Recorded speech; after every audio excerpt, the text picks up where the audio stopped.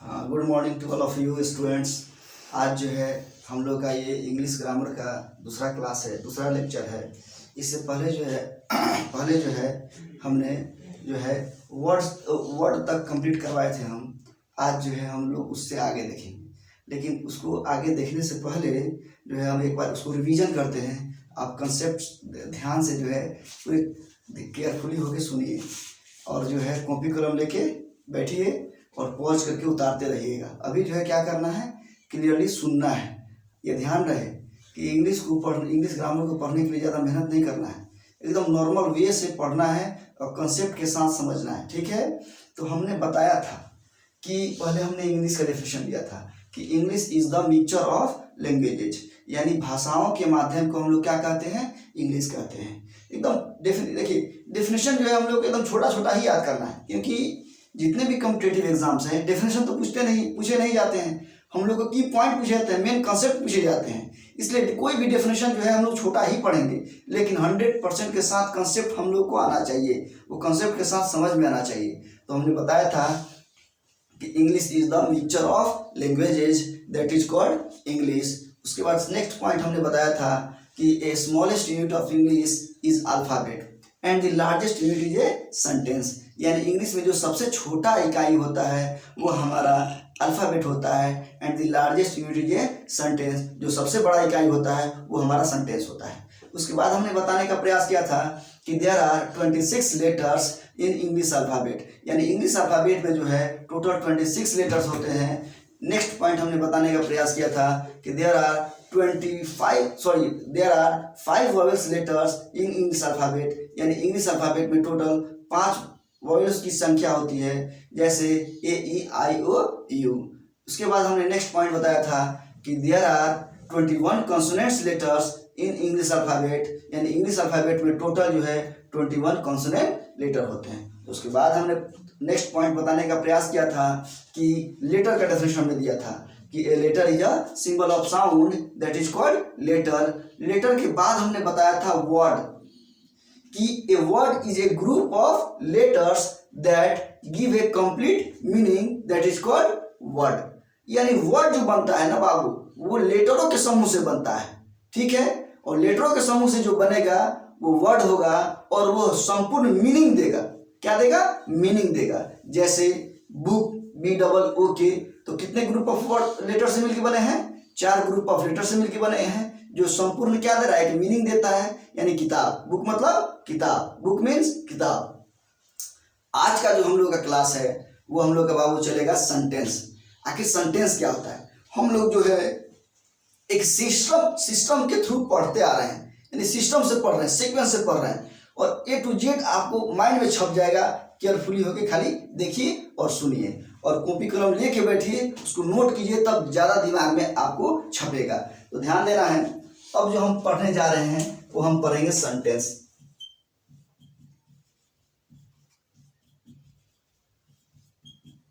क्या आखिर सेंटेंस क्या होता है और सेंटेंस का डेफिनेशन जानेंगे और उसको एग्जाम्पल के थ्रू समझने का हम प्रयास करेंगे। तो यहाँ ध्यान देना है कि आखिर सेंटेंस होता क्या है। तो ए सेंटेंस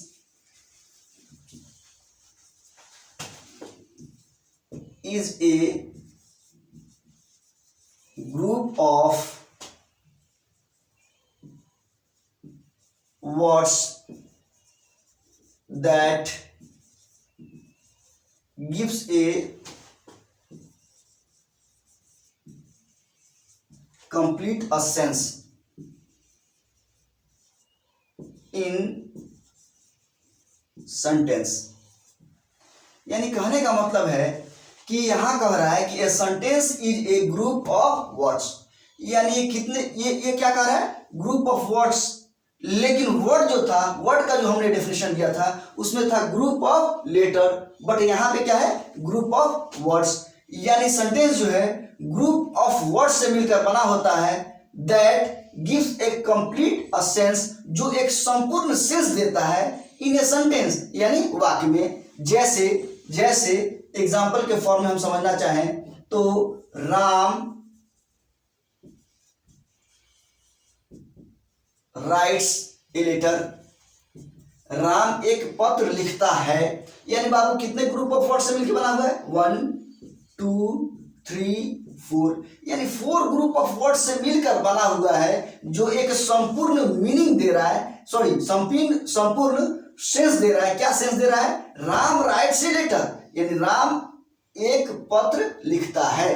टोटल सेंटेंस का मीनिंग बताया, सेंस बताया, लेकिन वर्ड जो है सिर्फ एक शब्द का मीनिंग बताता है। यानी कहने का मतलब है कि वर्ड जो है मीनिंग बतलाता है और सेंटेंस जो है पूरे वाक्य का सेंस बतलाता है। ओके, अब उसके बाद जो है हम लोग आगे देखेंगे कि अब आगे हम लोग को क्या पढ़ना चाहिए। आप खुद समझ गए होंगे हमने क्या पढ़ा, लेटर, लेटर के बाद हमने क्या पढ़ा, वर्ड, वर्ड के बाद हमने पढ़ा सेंटेंस। अब हम आएंगे सब्जेक्ट के बारे में, तब सब्जेक्ट पढ़ लेंगे, तब पढ़ेंगे कि वर्ब क्या होता है, वर्ब पढ़ लेंगे तब हम लोग समझेंगे कि ऑब्जेक्ट क्या होता है। यानी बाबू हम लोग को एकदम सिस्टम से चलना है। जो लड़का कभी इंग्लिश नहीं पढ़ा है, हम गारंटी देते हैं कि उसको भी 100% समझ में आएगा। एकदम नॉर्मल लैंग्वेज में हम लोग सीखने का प्रयास करेंगे, क्योंकि हमको कंसेप्ट समझना है। हम लोग जीवन भर तो रटते आए हैं कि हाँ सब्जेक्ट ये होता है, वर्ब ये होता है, लेटर ये होता है, टीचर ने दे दिया हम रट गए, लेकिन कोई भी सब्जेक्ट रटा नहीं जाता है। जिस प्रकार से हम लोग मैथमेटिक्स पढ़ते हैं, जिस प्रकार से हम लोग फिजिक्स पढ़ते हैं, केमिस्ट्री पढ़ते हैं, यानी समझ के पढ़ते हैं, उसी प्रकार से इंग्लिश भी है। इंग्लिश जो लैंग्वेज है एकदम मैथमेटिकल प्रोसेस है, कंसेप्ट से ट्रिक से पढ़ा जाता है। तो यहाँ ध्यान दीजिएगा, ये कोई बुक में आपको नहीं मिलेगा डेफिनेशन, सब ये अपने से बनाया हुआ है समझाने के लिए। अगर आप एक बार समझ गए तो दिमाग में छप जाएगा। तो इसीलिए केयरफुली होके यहाँ देखना है, और जो ना समझ में आए तो जो है कमेंट सेक्शन में लिखिएगा, हम उसका जवाब देंगे। अब यहाँ ध्यान देना है, अब हम लोग सीखेंगे कि आखिर सब्जेक्ट क्या होता है। ध्यान से देखना है बाबू, subject.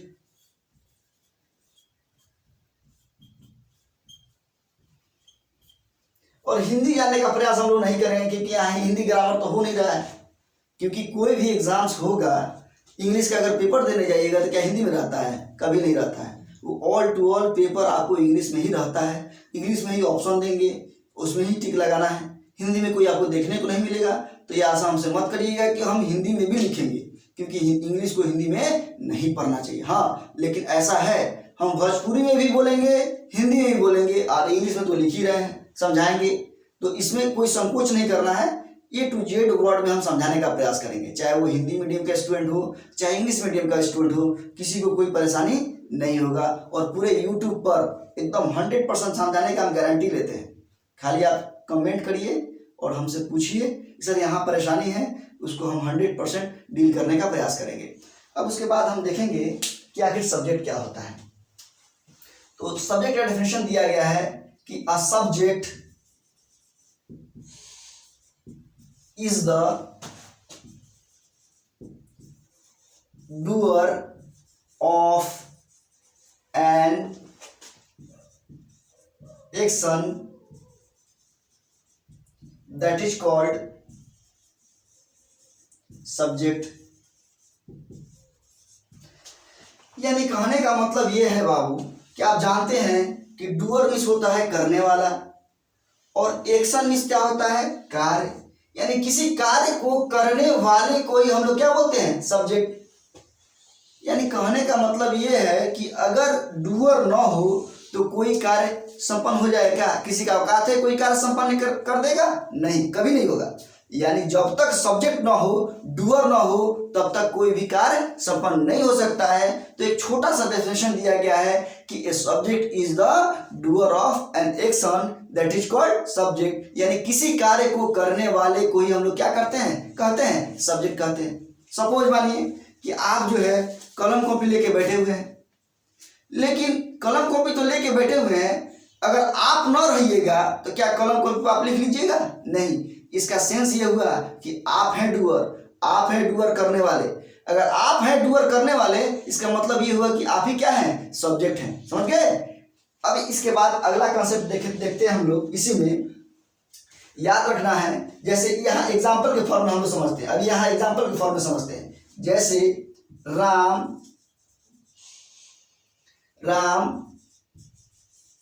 Rights a letter, normal example.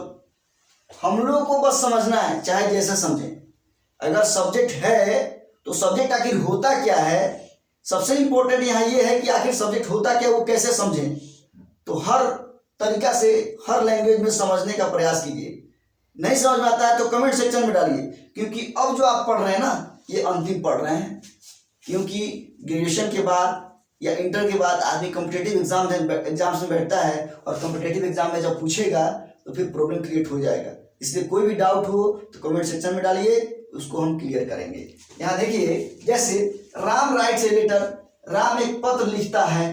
तो एक बात बताइए, अगर राम न होता तो क्या पत्र लिखा जाता? ये बताइए, नहीं लिखा था। यानी राम ही वो डूअर है, यानी राम ही के द्वारा वो एक्शन हो रहा है। यानी एक्शन क्या हो रहा है? पत्र लिखा रहा है। इसका मतलब ये हुआ कि इस वाक्य का, ये सेंटेंस का सब्जेक्ट जो है हमारा क्या है? राम है। तो राम यहाँ क्या हो जाएगा? सब्जेक्ट हो जाएगा। ठीक है, लेकिन नोट में याद रखना है, नोट सबसे इंपॉर्टेंट है, और नोट हम जब भी लिखवाएंगे तो हिंदी में लिखाएंगे, लेकिन पूरे डेफिनेशन जो है टोटल चलेगा इंग्लिश में। तो ध्यान रहे, या लिखेंगे कि ध्यान रहे कि हु मीन्स होता है कौन, से प्रश्न करने पर प्राप्त उत्तर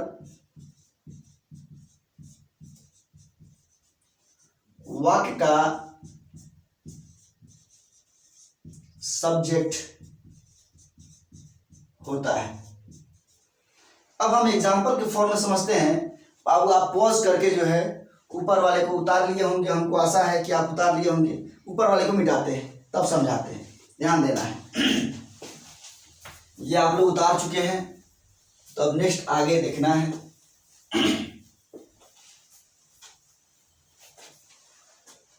जैसे यहां हमने क्या लिखा है कि ध्यान रहे कि हु माने कौन से प्रश्न करने पर प्राप्त उत्तर मेरा वाक्य क्या होगा? सब्जेक्ट होगा।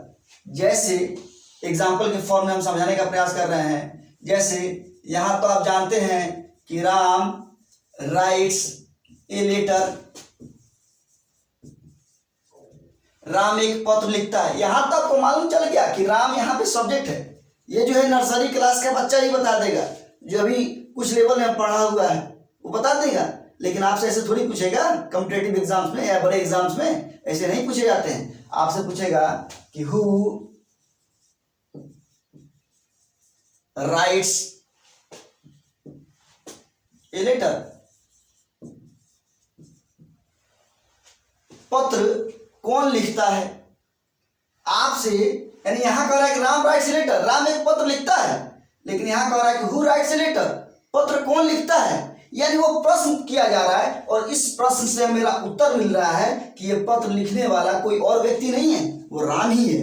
यानी इसीलिए हम नोट लिखवाए हैं कि ध्यान रहे कि हु से प्रश्न करने पर प्राप्त मेरा जो उत्तर होगा वो वाक्य क्या होगा? मेरा सब्जेक्ट होगा। याद रहेगा।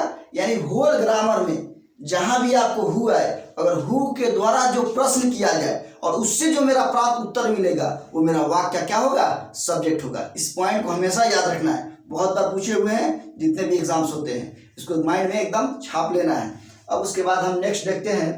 अब आपको मालूम हो गया होगा कि जो है सब्जेक्ट के बाद अब क्या आना चाहिए, तो वो है वर्ब। ध्यान देना है। तो सबसे पहले हम वर्ब का डेफिनेशन जानेंगे और उसके की पॉइंट भी जानेंगे। अभी समझिए कि ये बेसिक ही चल रहा है इंग्लिश ग्रामर में, अभी हम लोग बेसिक ही सीख रहे हैं। हम जानते हैं कि आप लोग को सब मालूम होगा, लेकिन मेरा ये उत्तरदायित्व बनता है कि हम जीरो से जब पढ़ा रहे हैं तो हायर लेवल ना पढ़ाएं जल्दी। यानी सबसे पहले जीरो लेवल जानिए, और जीरो लेवल से जानते हुए एकदम पीक पॉइंट पे जाइए। ओके, तो यहाँ ध्यान से देखना है। जैसे अब हम लोग देखेंगे, हम लोग सब्जेक्ट देख चुके, अब हम लोग देखेंगे वर्ब कि आखिर वर्ब क्या होता है। भोजपुरी में यानी बिहारी जो लोग होता है उसको बोलता है वर्ब। क्या बोलता है? वर्ब। तो वो भी वर्ब ही है, लेकिन जहां बिहार से निकलिएगा और सब स्टेट में जाइएगा तो वर्ब नहीं बोला जाता है, इसको बोला जाता है वर्ब। यहाँ ध्यान से देखना है। तो दोनों में जिसमें समझना है उसमें समझिए, यहाँ केयरफुली देखना है।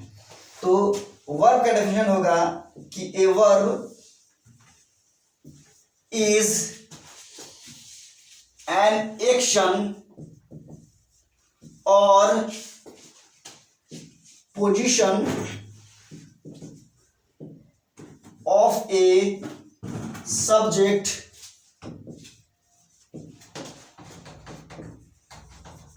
That is called verb.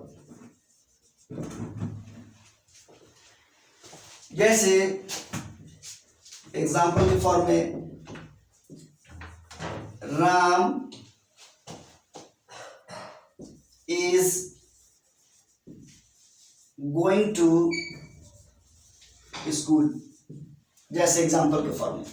यानी यहां डेफिनेशन ये दिया जा रहा है कि a verb is an action or position of a subject that is called verb. कैसे, ध्यान दीजिएगा, आप जानते हैं कि एक्शन मीन्स होता है बाबू कार्य, और पोजीशन माने होता है क्या, अवस्था, ऑफ ए सब्जेक्ट यानी सब्जेक्ट के पोजीशन या सब्जेक्ट के कार्य को बताने वाले को ही हम लोग क्या बोलेंगे, वर्ब बोलेंगे। जैसे यहां ध्यान दीजिएगा, Ram is going to school, Ram क्या कर रहा है, स्कूल जा रहा है।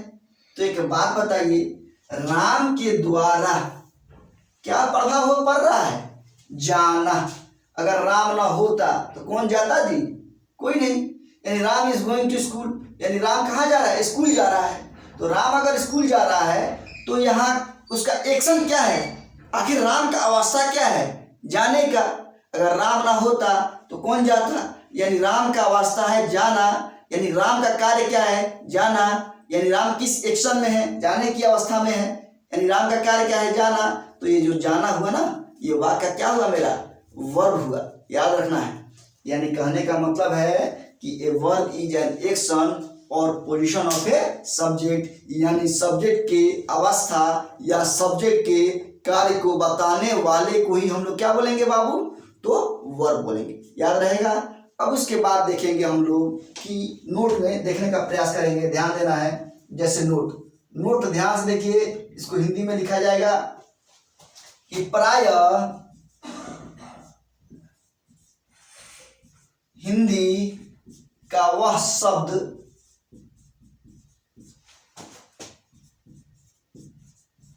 जिसके अंत में ना लगा रहता है उसे क्रिया की श्रेणी में रखा जाता है,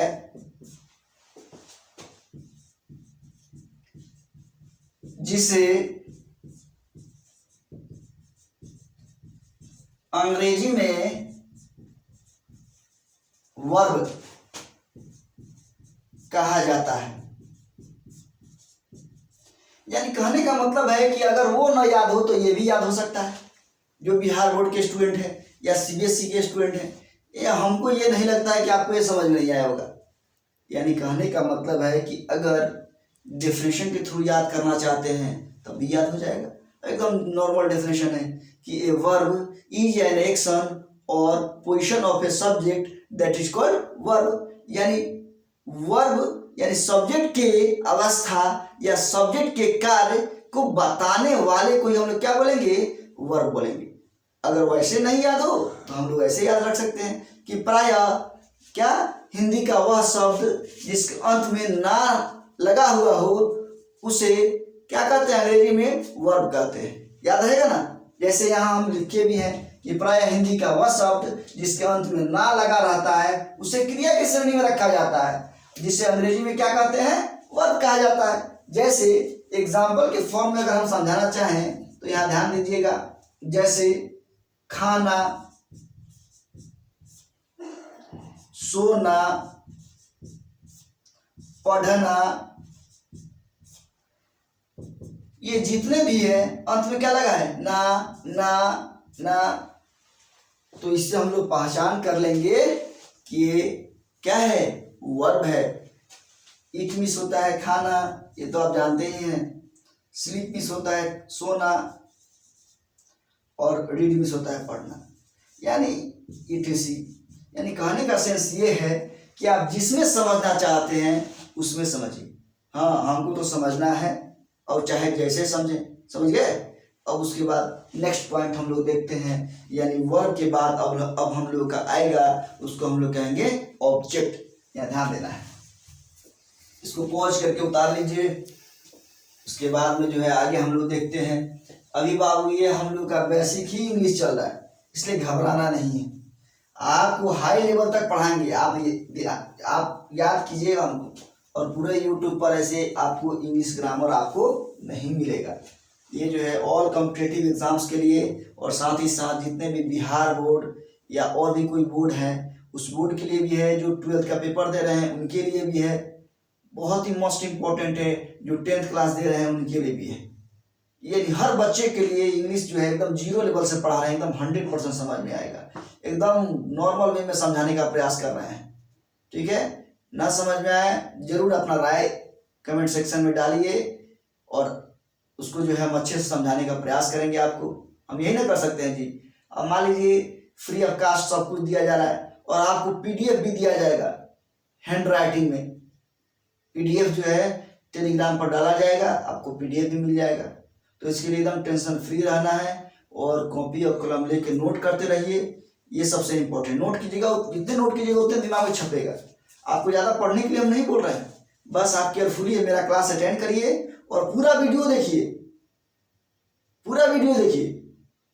और जहाँ ना समझ में आए कमेंट सेक्शन में डालिए, हम समझाने का प्रयास करेंगे। ये मेरा गारंटी है कि हम आपके माइंड में छाप देंगे।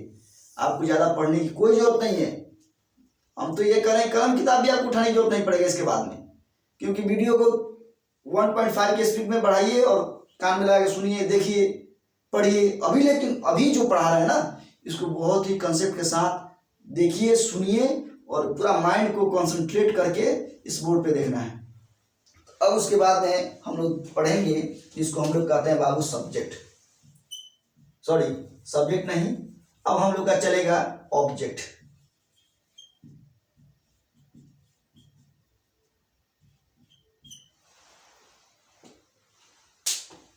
तो सबसे पहले हम डेफिनेशन लिखते हैं, उसके बाद फिर हम एक्सप्लेन करते हैं, समझाते हैं। तो N object is a person or things affected by the work of subject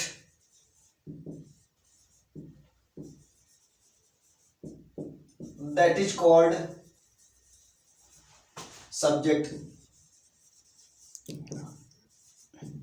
जैसे एग्जाम्पल के फॉर्म में अगर हम देखना चाहें, जैसे यहाँ ध्यान देना है, तो यानी कहने का मतलब है कि दैट इज कॉल्ड सब्जेक्ट, यहाँ नहीं होगा, मिस्टेक से लिखा गया है, यहाँ होगा हमारा that is called an object. ध्यान देना है। जैसे राम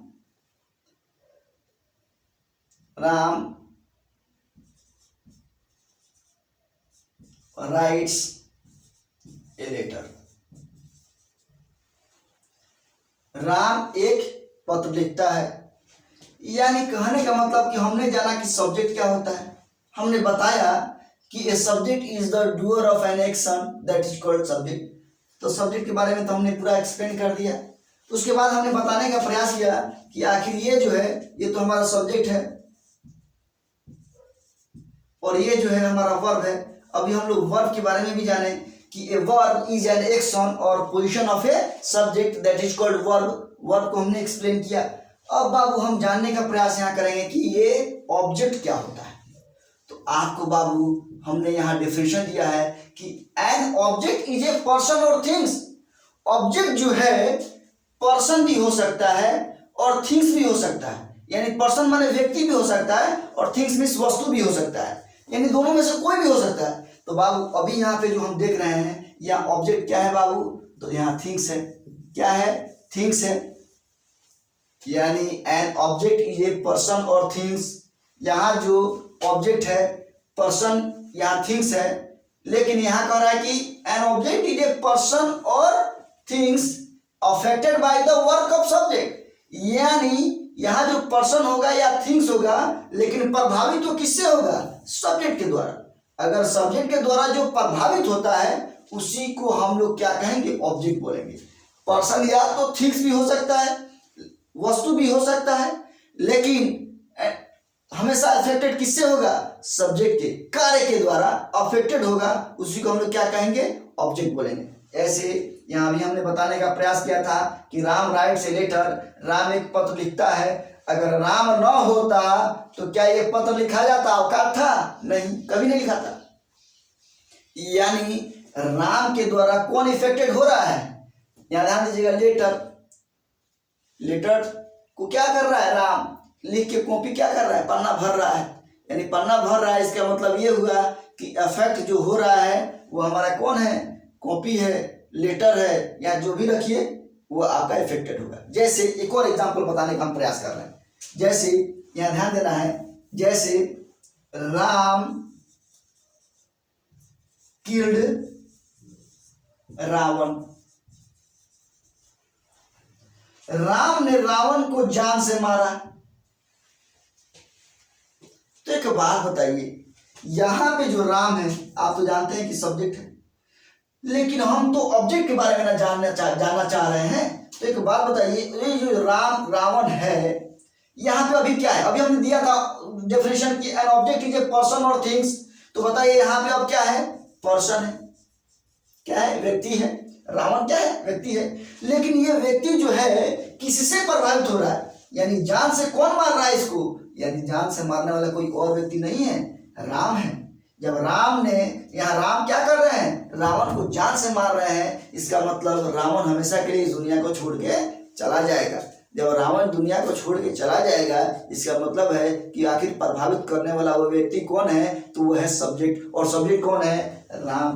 तो इसीलिए डेफिनेशन दिया गया कि एन ऑब्जेक्ट का डेफिनेशन दिया गया कि an object is a person or things affected by the work of subject, that is called an object. ठीक है, हम ये पूरा 100% समझ में आना चाहिए। अगर आपको समझ में नहीं आ रहा है तो कमेंट सेक्शन में जरूर डालिए। इससे जो है हम आपको समझाने का प्रयास करेंगे और आपके बारे में जानने का भी हमको मौका मिलेगा कि आपको समझ में आ रहा है कि नहीं आ रहा है। ठीक है, तो उसको और भी मेरे पास बहुत तरीका है समझाने का। ऐसा नहीं है कि इस जो लिख दिए उसी तरह समझाएंगे, नहीं, आपके फैमिली मेंबर को ही रख के हम समझा सकते हैं। लेकिन जहां तक हम बता रहे हैं, हम आशा करते हैं कि आपको 100% समझ में आया होगा। नहीं समझ में आया तो कमेंट सेक्शन में डालिए। तो आज का सेशन जो है यहीं ख़त्म होगा, लेकिन ध्यान रखना है कि इस प्लेटफॉर्म पे आपको 6 क्लास से लेकर 12th क्लास तक का मैथ और केमिस्ट्री हो रहा है और एक यूनिक तरीका से पढ़ाया जा रहा है। और यहाँ तक कि हम जो है मैथमेटिक्स, रीजनिंग और इंग्लिश, अभी मेरा मैथ का 2 क्लास या 3 क्लास हो चुका है, आप देख लीजिए, वहाँ लेक्चर रखा हुआ है आपके यूट्यूब पर। मैथ का हो चुका, इंग्लिश का आज मिला के 2 सेशन होने वाला है। ये क्लास हो जाएगा तो 2 सेशन हो जाएगा, तो इंग्लिश का भी हो रहा है। अब जो इसके बाद जो हम सेशन लेंगे वो हम लेंगे रीजनिंग का। रीजनिंग का एकदम मोस्ट इंपॉर्टेंट जितने भी चैप्टर्स हैं डीपली, टोटल रीजनिंग में 44 चैप्टर्स हैं, वो सारे 44 चैप्टर्स को आपको डील करेंगे और पूरा लेक्चर आपको इस प्लेटफॉर्म पे आपको मिलेगा, इस चैनल पे। तो कृपया करके आप लोग जो है धैर्य बनाए रखिए और मेरे चैनल को सब्सक्राइब कीजिए, लाइक कीजिए और बेल आइकन को दबाइए और शेयर कीजिए। अगर आप शेयर नहीं कीजिएगा तो मेरा जो है मोटिवेशन बनेगा नहीं, तो फिर प्रॉब्लम क्रिएट होगा आप लोगों के लिए। तो आप लोगों के लिए बस इतना ही हम आपसे रिक्वेस्ट करते हैं कि इसको शेयर जितना करिएगा उतने हमारे लिए हमको मोटिवेशन आएगा और उतने ही हम और अच्छे से इस YouTube पर पूरे कंटेंट के साथ हम अपलोड करते रहेंगे और एक एक पॉइंट को डील करेंगे। हमारे साथ साथ और भी जो टीचर हैं वो भी पूरे क्लास आप इसमें ज्वाइन करेंगे और आप लोग को पढ़ाएंगे फ्री ऑफ कास्ट। पूरे यूट्यूब पर कहीं भी आप नहीं देखिएगा कि डीपली पढ़ाया जा रहा हो। इस प्लेटफॉर्म पर 0 लेवल से लेकर हायर क्लास तक, कॉम्पिटिटिव एग्जाम्स तक, यहाँ तक कि यूपीएससी तक के भी आपको क्लास लिया जाएगा। तो आप पेशेंस रखिए, धैर्यता बनाए रखिए और मेरे चैनल पे हमेशा बने रहिए। जो नए हैं वो बेल आइकन को दबाएं और वीडियो को लाइक, शेयर एंड सब्सक्राइब कीजिए। Thank you.